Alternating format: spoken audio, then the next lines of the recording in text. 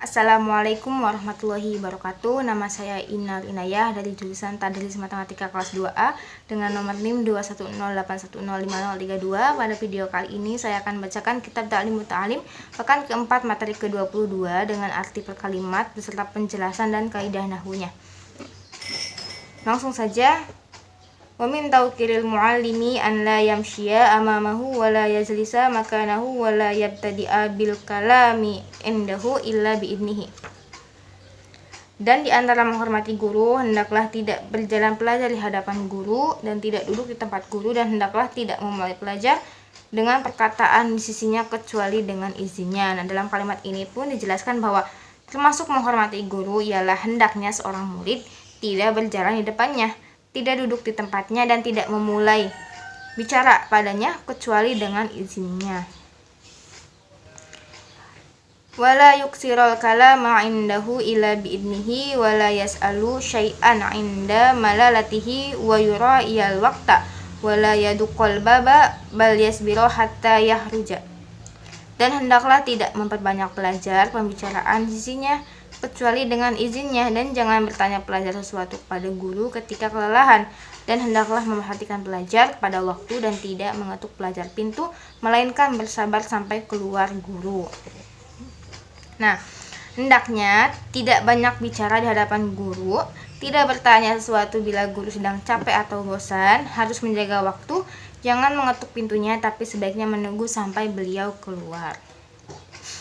Falhasilu annahu yatlubu ridahu wa yajtanibu wa khatahu wa yamtasilu amrahu fi ghairi ma'siyatillahi wa la ta'atan lil mahluki fi ma'siyatil khaliqi kama qala an-nabiyyu alaihi salatu wassalam inna asyarran nasi man yurhibu dinahu lidunya ghairihi wa min tawqirihi tawqiru auladihi wa man yata'allaqu bihi. Maka kesimpulannya, sesungguhnya memohon pelajar kepada ridhonya dan menjauhi pelajar kebenciannya, dan melaksanakan kepada perintahnya dalam selain maksiat kepada Allah, dan tidak boleh taat pelajar kepada makhluk dalam rangka maksiat kepada Sang Pencipta. Sebagaimana sabda Nabi alaihi salatu wassalam, sesungguhnya manusia yang paling jelek adalah orang yang menghilangkan agamanya karena untuk mendapatkan dari orang lain. Dan di antara memuliakan guru adalah menghormati anak-anaknya guru dan siapa saja yang berhubungan dengan guru. Nah, dalam kalimat tersebut dijelaskan bahwa seorang santri harus mencari kerelaan hati guru, harus menjauhi hal-hal yang menyebabkan ia murka, mematuhi perintahnya asal tidak bertentangan dengan agama, karena tidak boleh taat pada makhluk untuk bermaksiat kepada Allah. Termasuk menghormati guru adalah menghormati putra-putranya dan orang yang ada hubungan kerabat dengannya. Nah, selanjutnya yaitu mengenai penjelasan nahwunya. Nah, dalam pekan keempat ini, nahwu yang akan dijelaskan yaitu mengenai isim, di mana pengertian isim, tanda-tanda isim, macam-macam isim, dan contoh dari isim. Nah, pengertian isim.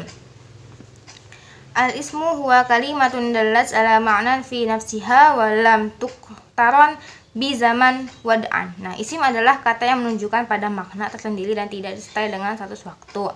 Nah, dari arti tersebut ada 3 poin pokok yang harus kita pahami. Yang pertama yaitu isim merupakan kalimah. Karena kalimah itu ada 3, yang pertama ada isim, fi'il, dan huruf. Nah, yang ketiga isim menunjukkan pada makna tersendiri. Nah, karena kalimah hal ini menjadi pembeda dengan huruf, di mana huruf tidak memiliki makna tersendiri. Nah, yang ketiga yaitu isim tidak disertai status waktu. Hal ini menjadi pembeda dengan fi'il, yang dimana fi'il itu harus ada status waktunya. Yang kedua yaitu ciri atau tanda-tanda isim. Yang pertama itu adanya tanwin. Contohnya seperti rojulun, babun, kolamun. Nah, contoh seperti rojulun. Nah, rojulun itu merupakan isim, cirinya dibaca tanwin pada harokat akhirnya. Setiap kalimah yang harokat akhirnya dibaca tanwin, baik tanwin fathah, kasroh, domah, maka itu termasuk isim. Nah, yang kedua yaitu adanya alif lam. Contohnya seperti al-maliku, al-kitabu.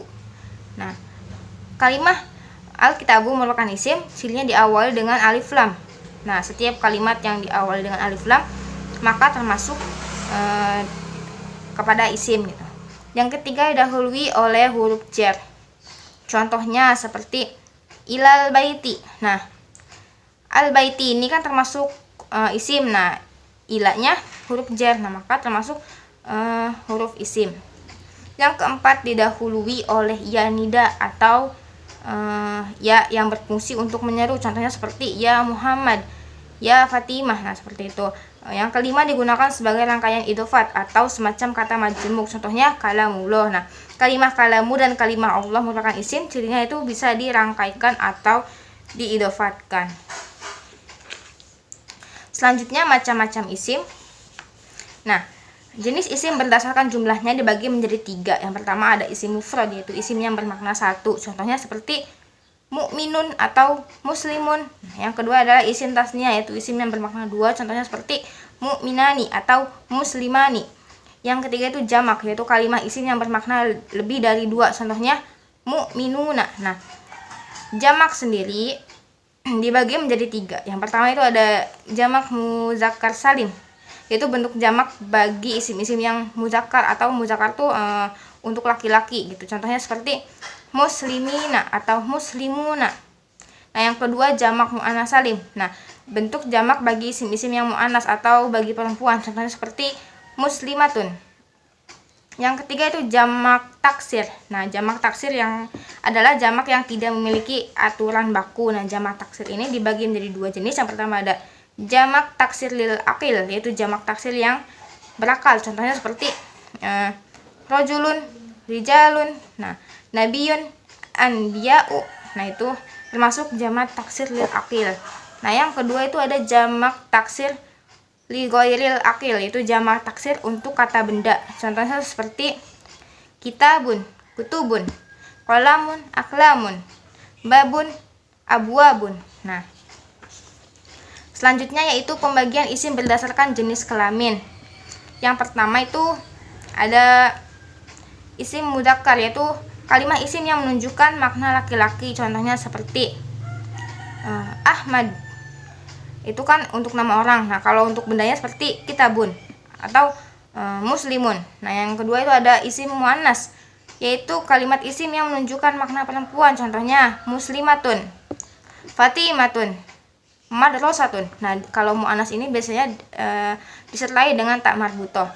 Yang ketiga, macam-macam isim berdasarkan status kejelasan. Nah, yang pertama itu ada isim nakirah, yaitu isim yang bermakna umum. Contohnya kitabun, yaitu berarti buku. Bisa buku apa saja. Umum, tidak menunjuk ke buku tertentu. Nah, seperti itu. Yang kedua adalah isim ma'rifat, yaitu isim yang bermakna khusus. Contohnya al-kitabu, yaitu artinya buku. Nah, bunga itu buku yang itu. Sudah khusus menunjukkan ke buku mana. Salah satu tanda isim ma'rifat adalah adanya al di depannya, adanya alif lam di depannya. Yang keempat, macam isim berdasarkan harokat akhir. Yang pertama ada isim mufrad, yaitu isim yang harokat akhirnya bisa berubah sesuai dengan i'rabnya. Contohnya al-kitabu, bisa dibaca al-kitaba atau al-kitabi, tergantung amil yang masuk ke depannya. Yang kedua itu isim mabni, yaitu isim yang harokat akhirnya tidak bisa berubah. Contohnya huwa, terdiri atas isim domir, isim isyarah, isim mausul, isim istifham, isim syarat. Nah, yang kelima itu pembagian isim berdasarkan penerimaan terhadap tanwin. Yang pertama itu ada isim munsyarif, yaitu isim yang menerima tanwin. Contohnya Muhammadun. Nah, itu. Yang kedua itu isim ghairu munsyarif, yaitu isim yang tidak menerima tanwin. Contohnya Ramadan. Nah, itu adalah penjelasan mengenai isim dari saya. Selanjutnya yaitu contoh isim dalam kitab ini, yaitu ada al-muallimi. Nah, mengapa termasuk isim? Karena dimasuki oleh alif lam. Nah, dimana yang dimasuki oleh alif lam maka itu termasuk isim. Yang kedua yaitu bil kalami. Nah, bil kalami termasuk isim karena al kalami itu kata isim dan di depannya ada huruf jar, yaitu huruf ba. Nah, maka termasuk isim. Yang ketiga itu al-baba. Nah, mengapa dinamakan isim? Yaitu karena dimasuki oleh huruf alif lam. Nah, yang keempat as-sholatu. Nah, dikatakan isim karena dimasuki oleh alif lam. Yang kelima al-waqta. Nah, dikatakan isim karena dimasuki oleh alif lam. Nah, mungkin segitu penjelasan nahwu dari saya, kurang lebihnya mohon maaf. Wabillahi taufiq wal hidayah. Wassalamualaikum warahmatullahi wabarakatuh.